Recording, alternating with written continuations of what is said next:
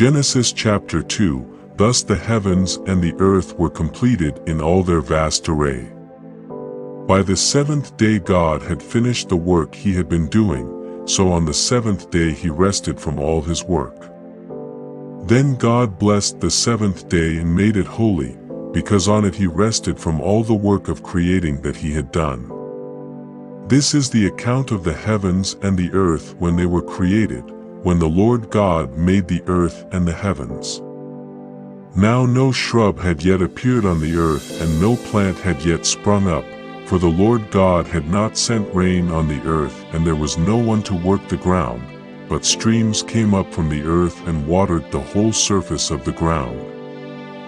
Then the Lord God formed a man from the dust of the ground and breathed into his nostrils the breath of life, and the man became a living being. Now the Lord God had planted a garden in the east, in Eden, and there he put the man he had formed. The Lord God made all kinds of trees grow out of the ground, trees that were pleasing to the eye and good for food. In the middle of the garden were the tree of life and the tree of the knowledge of good and evil. A river watering the garden flowed from Eden. From there it was separated into 4 headwaters. The name of the first is the Pishon. It winds through the entire land of Havilah, where there is gold. The gold of that land is good. Aromatic resin and onyx are also there. The name of the second river is the Gin. It winds through the entire land of Cush.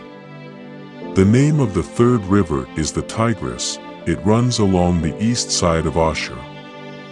And the fourth river is the Euphrates. The Lord God took the man and put him in the Garden of Eden to work it and take care of it. And the Lord God commanded the man, "You are free to eat from any tree in the garden, but you must not eat from the tree of the knowledge of good and evil, for when you eat from it you will certainly die." The Lord God said, "It is not good for the man to be alone. I will make a helper suitable for him." Now the Lord God had formed out of the ground all the wild animals and all the birds in the sky. He brought them to the man to see what he would name them, and whatever the man called each living creature, that was its name. So the man gave names to all the livestock, the birds in the sky, and all the wild animals. But for Adam no suitable helper was found. So the Lord God caused the man to fall into a deep sleep, and while he was sleeping, he took one of the man's ribs and then closed up the place with flesh. Then the Lord God made a woman from the rib he had taken out of the man, and he brought her to the man. The man said, "This is now bone of my bones and flesh of my flesh. She shall be called woman, for she was taken out of man."